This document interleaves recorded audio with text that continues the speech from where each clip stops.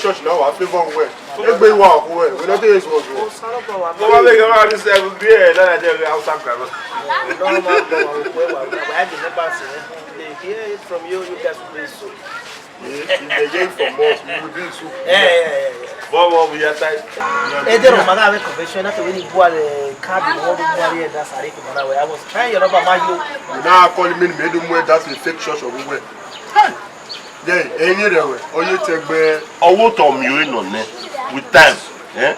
Ah, that way. It's okay. Why judge him, man? Maybe he have a year, Ghana. Oh, you say, some my brother again. I come back, okay. You are what? Aji, my brother. Oh, yeah. Maybe no, every year.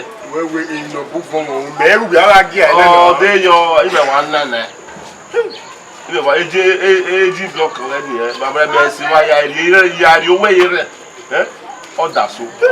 Hey, you know that way by now. At least by the grace of God, before you know it now, all time I'm watching it. You know what don't go what part of what they picking up? The penny have your boy. When I want to let you when the guy and more open up by a day, be point at you really all work from our friend. Oh, your day we are not well. Oh, you read my brother. Side. Why are you telling? Arriba. Woman, oh, best school. Hey, Imo, Bobo. Hey, boy, my brother. Hey, we are for the egg and I had to. Hey, company, you don't know to why you are we company mission? The mission we remember, you know. We go, sir. No. What the way I like? You know what they look for? We are here for you. I book you for me. Okay, now, okay, and I do mute to every woman. My service I don't want my members to come and meet you there. Because I don't know what we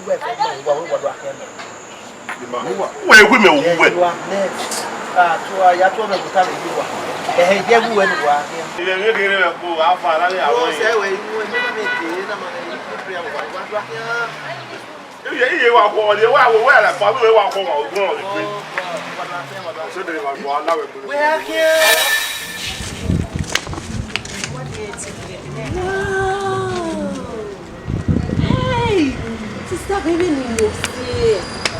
Hey, guys, to what here for me for? To what here for me for? Sister, mo say who?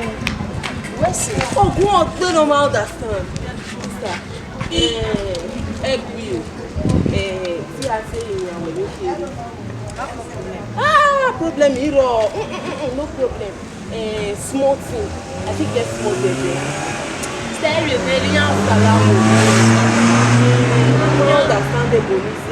Igbo will take wallo. Wow. Ita je kiri na. Satari go ni. Megi me Igbo, you so pa Igbo me. Megi me nera. Stereo ni afin. Iye keneri eje. Ija onyo Sagbia mi ra to yi ede. Ija me wo yo wa. Ifi e wa o. Manager na bike na. Bobo kana wa ke gbe nkan. E sister 50 naira back. Sister la wo la o ya teta ma we ni. Sister Aigba-Ekhoe o. We kwe on sa. On sa. Me jaji we on sa. Ebe on sa. Tu ma on sa. O keke nu ye dagbo we no sa lo bo. Arun ta o sa lo bo amena. Hey! O salo boamena ule no o digba se moto nu nyena o salo boame o digba so wana we ram yo salo buime sister reverse boy u be rele ni wa sena le ni sena e rele ri o salo pa ro gbe me o se papa me nu be re na sister we ram yo salo buime o keke nu rie dagbon we no salo boa rie dagbon we no salo boa sister rie dagbon we no salo boa rie ga no salo boa no ya we mi agbon ye duwe rie ga no salo boa no ya we mi ye dagbon we sister wa onu ku me le room Holy Ghost Jesus hey every info ye give o wa pa se mi e oma sister ya gwa lo we mi e o Ouais, c'est venu niveau, ça va pas de ba, ouais, c'est pas non, et si nya ouais oh. Iye de ga, o ma sister bebe yo. Ami.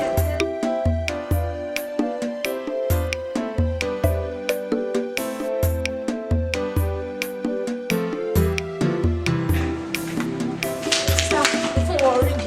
Mo ya be ya. Be fo wa bi ko wa bi le video. Na bi be. Sister no safe. Hello, Esther. Sorry, who is this?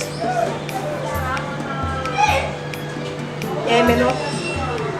What? Otime.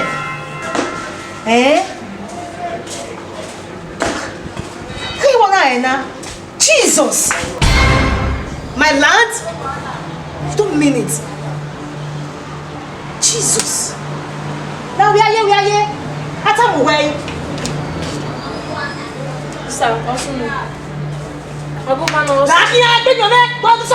Get out! Get out! Get out! Ha! I'm not talking about nobody stop me. You be here with a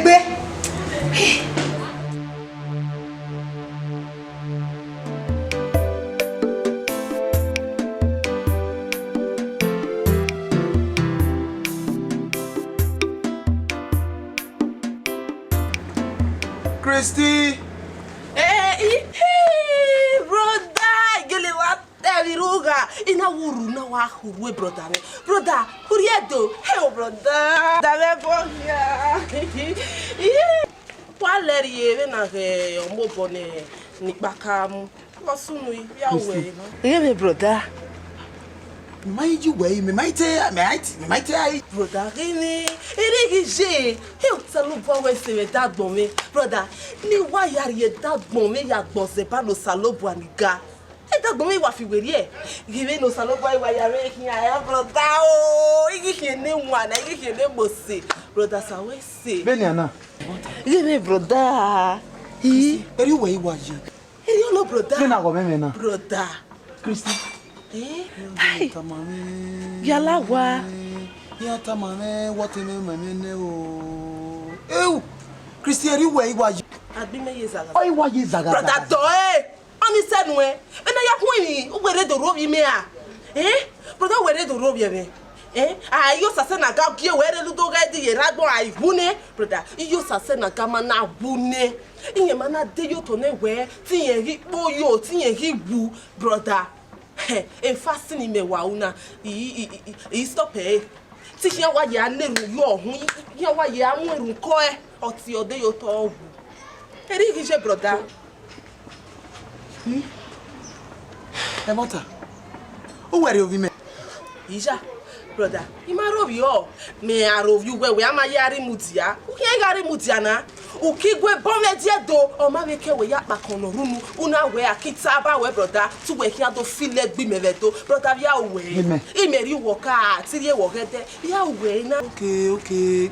Gele me we my sister, me well me. Ya gele tamame we. Hebe me sunu ne. Eyu me ne kiri. O se ni na re. See is believing ni doge ni gele do ya o me we ni gebe nu je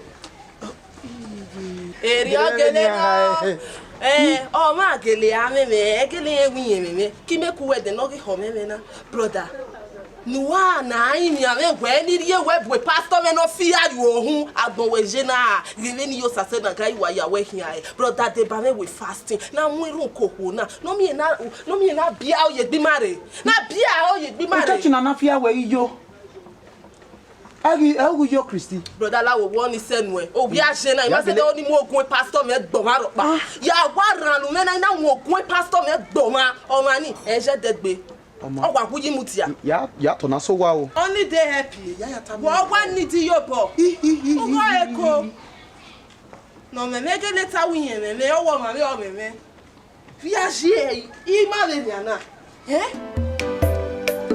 o tishi e fo ibi e bo wa ile mu kowe na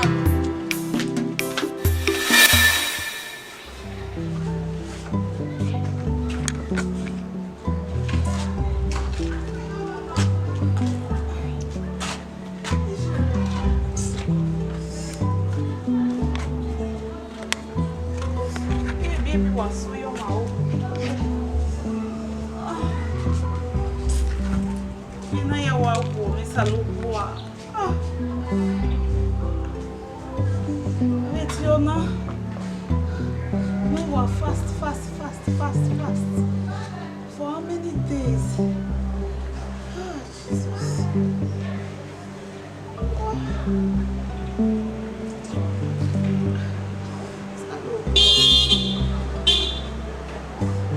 We fasting like me now. Bibi was so young. Our legame. How are you? Go Rizei.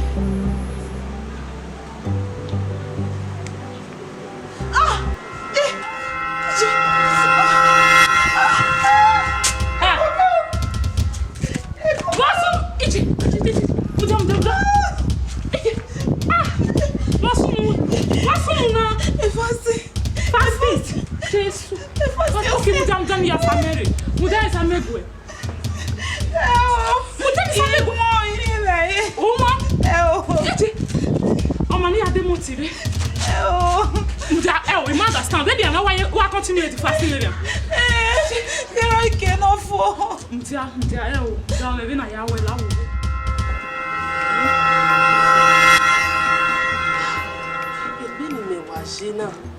Oh, wow, women. Eh? The pastor will fast away. Mutiao. To a women here, Nario. Eh? How ya wa lega me ni nana. Uri go me. Arewe na do bode na temata. Evu ya wata we irima. Megele hima.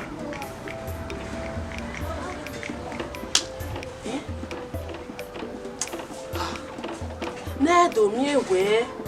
Me no we no ma wu. Mo here you ya here nenu.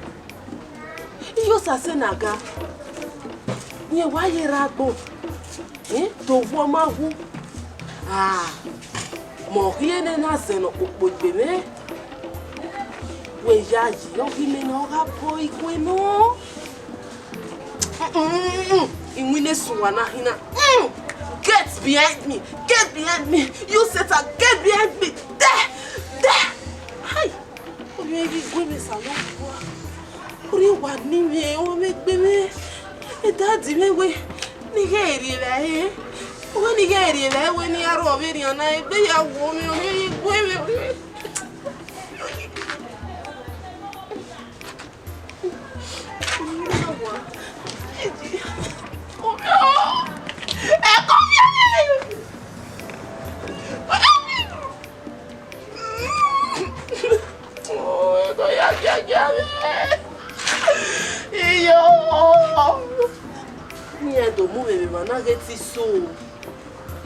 Ya raso ni eswiga gogo. Ye pastor me kai. Yasme. Oh, you so you bell me. I'm strong. Sister.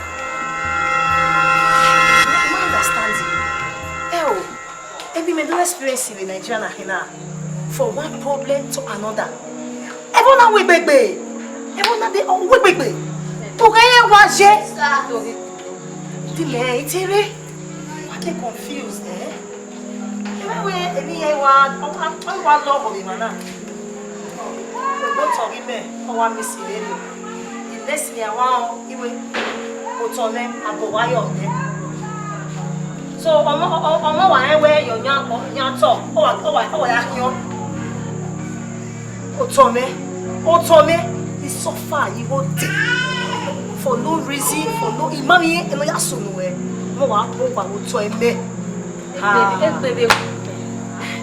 I'm totally confused. I don't know what to do. Aigba-Ekhoe may receive a call where a David man will have to survive. You're Jenny having to him, but you say that. Is it provision now? I find it. It is a good one. One, program robber, a good in a Roy. A Euro in a Roy. Is that Yahweh look back? Before get back! Otomeni! I will fight for it before I leave. You don't know. Because I'm scared. I'm scared.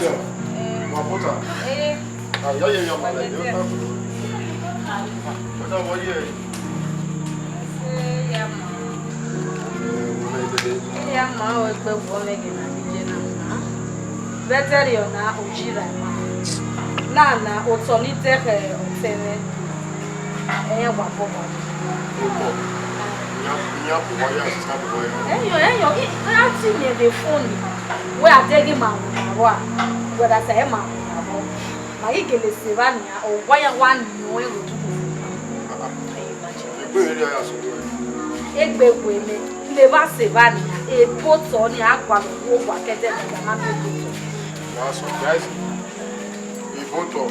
Oh, boy, you have a go at it. My tete when I hear or my gualo is saying, my mother they understand at all.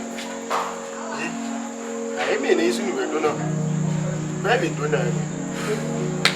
What to do? I'm so totally confused. I'm confused. When I had them marry on you. Very donor. Come on, your lens now. We suit on the eye. Pick up, go action.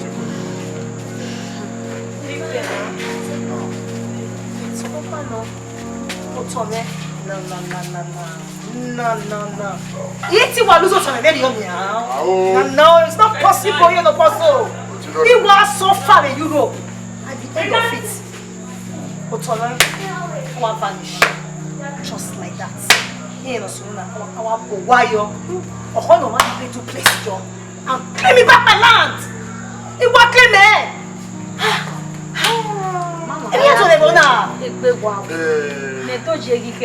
Madam, one minute I was on a winner soon. So, Papa, the Bay pastors, most of body man of God, yes, or one vision, why young, or one of them will look. The devil is a liar.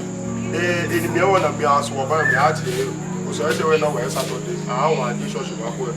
You want now one church, the service a waffle, our bill.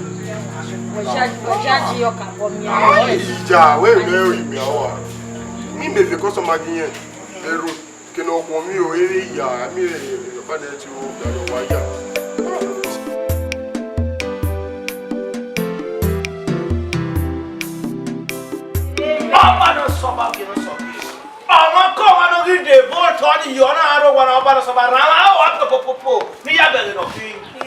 Yes! Heavenly Father. Thank you, Jesus. Thank you, Father. Yes, for opening my eyes. I was asking who am I small but mighty. Those about game. Small but mighty. I know. I was asking who I. Well, you know that better. Oh, Salaba the beer, my television. Oh, what one of that bell play? Oh, what sass? Oh, what put on it?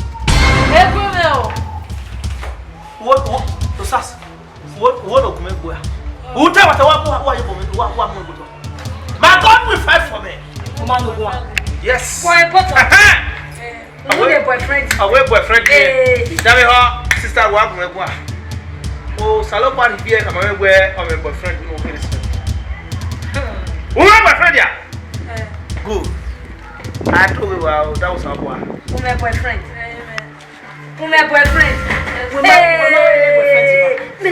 Then boyfriend you any. How are you now? What you already? Your hair when you were baby. Una me penny there because of my una me penny there will be a canon.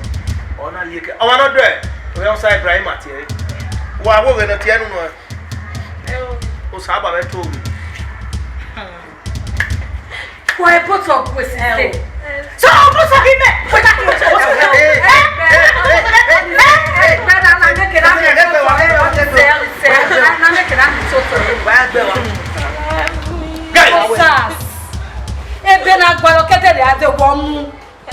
Nene boy, what did I mean? I'm setting her why because everyone in a yard what happened. They'll tell them where you, I will tell you because when I was about the top of the year, they read your appetite. You told me, you are right. Red Hotel. up where you want to your boss there. Sas. Obi ye me ki no ya me to. Ebo anu mo eko no ma ho e. Adagba na dia me negbe. Yes. Me why? Akwa lo e mure. Wait na. When na me where you no ma ke we take. You can agbo ya betun awo. O me de 7. Yeah, because never no go go why na. Pastor, o tell me ya here ni ya. No, I can tell you suffer with your entire life. I'm can we suffer me no. Okay, no problem. My suffer na suffer. No problem. Well, I very honor because of your stubbornness. Why do you go me that? Pastor, we say. Go no. Sowing of seed. He had never no okay ubolo bi na. Oh no, I mean touch like the grain of phenomenon is 150. 150 naira. 150. What's that? I understand. What's your quick Jesus la? Wow. You maybe we are tired. 150,000. The other net is 200,000. We Jesus Christ na dey man. Oh, you want to doubt my God? All right, what big us how you? Kasora pa wa bere. I'm leaving. My joking ya.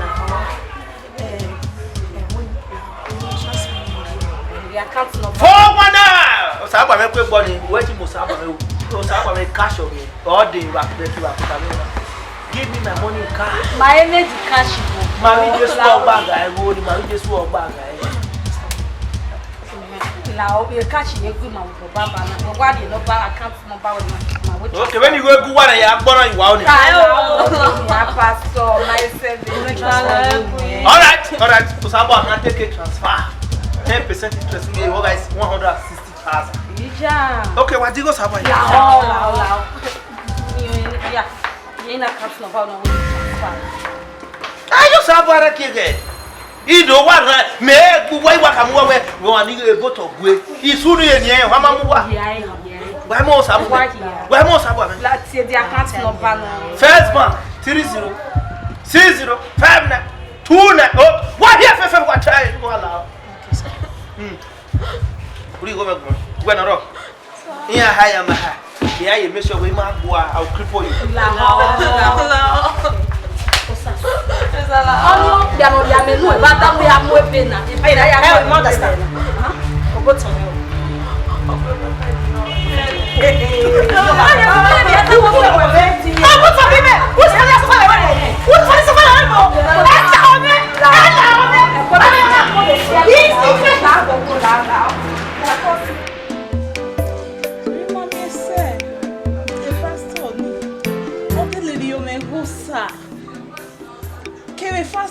Fasting be more. Me okpa no matter mame. Ekpa me we. Eri wona, eri uma, eri block me, eri ye azen we ya popo me. O se me na we me no dey come. O se na we very oni. O when we fasting 21 days dry. 20 days, 7 days. You go no right car. Easy go when is that? Offer you. Nizo no now. Nizo now. E pass on it. E gele kill. Ah. Oh. Ruda. Obesi Gele. I wait see me man experience iwe uta. Iwa ime when me kadena na me wa fasting by ime wa. Or you were having fasting and I'm Baba. He said he was fasting. He was fasting. Or I'm me. I'm a judge way. Yaga Yasani, or I'm away 3 days fasting. Always 7 days dry. How are we now? Always that dry now. Always 50,000. Always how are you? Me again, me when I want me over. Oh, I will you go outside fasting. Okay, I'm here fasting now. Ave do yigo asayo. Iwo ga mi me go ne o ya ri apu wa. O de ya na de na. Bu igi me ya da pu mu ari wa ya e. E fake pastor gele wa no. Ori yo me go gbe. O ti le fasting gbe mewa. 21 days, 7 days. O ya e. Hey, salo pastor bi we sha we te wa bu dere. O te me. Ani we mi a. Hey. Ani we mi a. O ha mu wo na. O be ha mi me, emi no be ha ma we. Mami enia, oni o se na sana. Maria when I'm at a girl say. So my pastor man order me my way mu no mozo in my ball. I wait ara we for my be. They amamwe kwe ekpe ho. Maria we man ekpe o nekpe. They are the radio. On a my way I'll see. It cannot reage. Oh, I was the regular no I see. But what can you go on my yakili take us or say me or say me na he. Where they or they take away as or say. Why are we where one make me? Why have make me? I went to them so one I come away. Give me pastor bar hammer now. When I soon.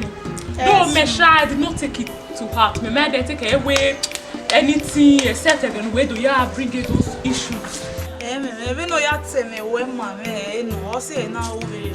O sa we say ave mi e matter no run. Sa we say so ma e pastor ni. E ke iri na mi o. E ke ni na mi. E go me ya fefe no e. O ki apa. Oni me go. Oh, pa. Oni me go gbe. La we oni me go no ya pe. Igwe. Back to Europe. I'm going back to Europe. I make one of the complaint.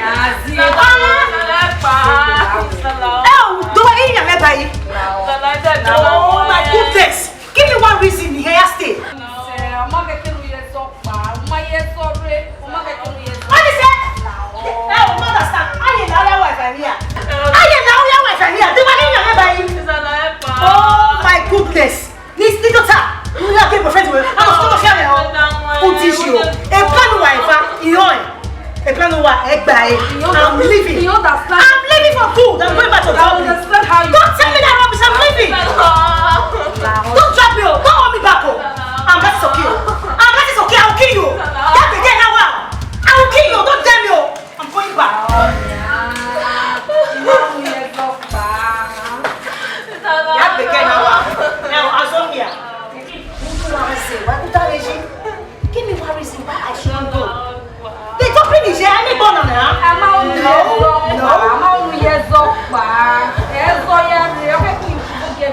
Okay, they can't come on your own. You know I'm not sister. I'll kill you. Don't obstruct my movements. If you do, I don't want rubbish in me. Don't give me that rubbish. As a woman, boy. The young boy. I know your wife, I need.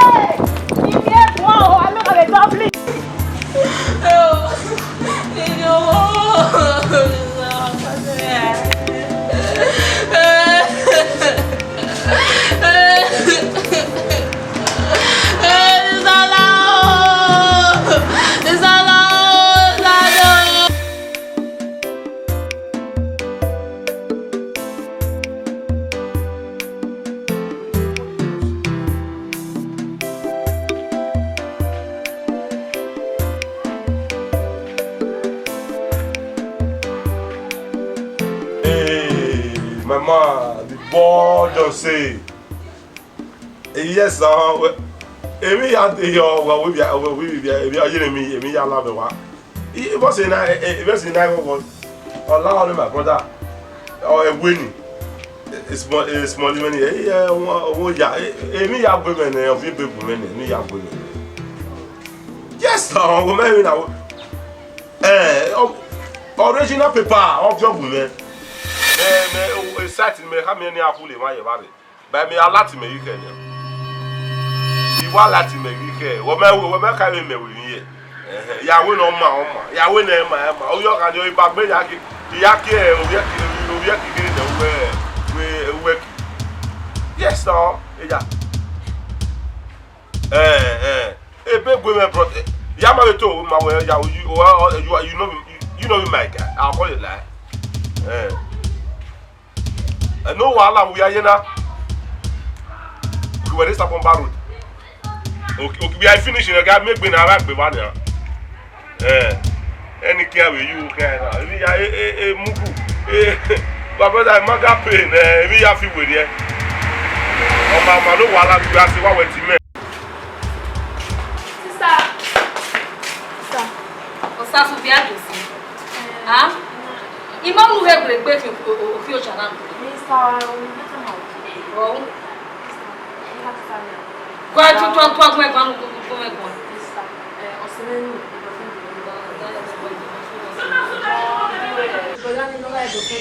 Pô, é a minha nieta. Ah, Osas. Tá, o não me que com. O não sabe. O não se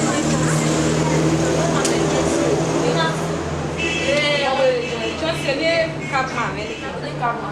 Mas o não tinha Johnson na ué, nem boto, boto, o só que está, o que eu não. But o mais que o mata o o nem go nem no so. O não atai. We jaje mata o sabe. But o que mais o ye mais Mas jaje Johnson Kapma, né? Sai Johnson. We jaje we eni Johnson. Johnson onti. Johnson. E Kapma me wani ki o pinha me mai fi o to ni. Ye mai. What is it? Salafia o. Wọ́n mú rẹ̀ yé Johnson ní máa ń jáde bẹ̀rẹ̀ ayé tánà.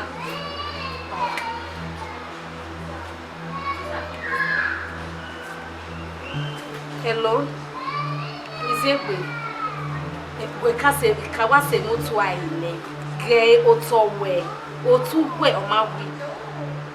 Osaso time me na we nye ka ka bi ogere ne boy no ka mu nye pie de zeke. Ye ho severi o we iya make sure any Johnson concerning your land where Otoni and I betting agbe for sale Otoni. Ego e hope you Otoni be ami where gbe. Ona guy matter Osasi ge later where a Johnson or gbe boyfriend ni ha say ya kno Otoni. You know he may one hand they call na pani. Either in the police station or in the army barrack that you get a boy arrested. Well worry. You got me a report and I agree with feedback. Emuha, Emutoni, every video. Oh man. So go me to a Wapola with Bobio. Yeah. One look on that. Yeah, police more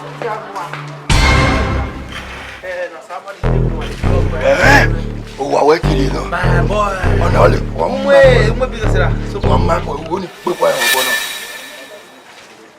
Man of God, who are the man of God of all? Man will talk about Hey, if you know, I'll let you. Again, I feel no bone. Who did that come, man? You go get any medium when it's your face. A problem, I make we may always like when I make we are we are very good. A percentage is not percent. Every show me anywhere.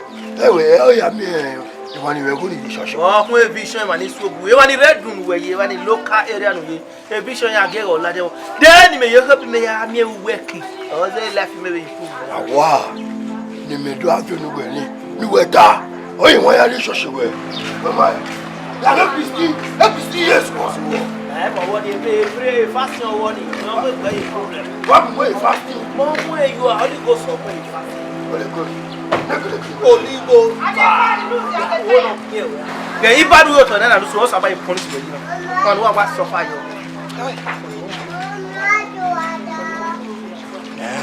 Yeah, because I got a video where if bad was there, another was away here, polish you where you were on the other. Our was about 14 times. You are so far, you know, look at your for Jesus. He went to hand or you back for king. Oh, sorry. I pity you. More very good. What are you? What did I do? May I come up over? Yaka, man, I come here with fake my way. I am up on. You are about to know a good another way. Yaka. They don't ask for my back. What do you mean?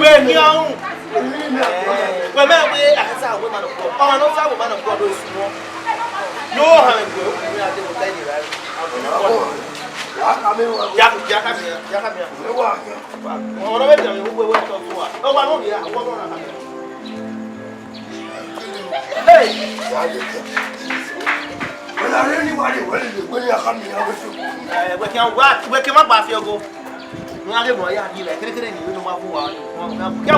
Come here with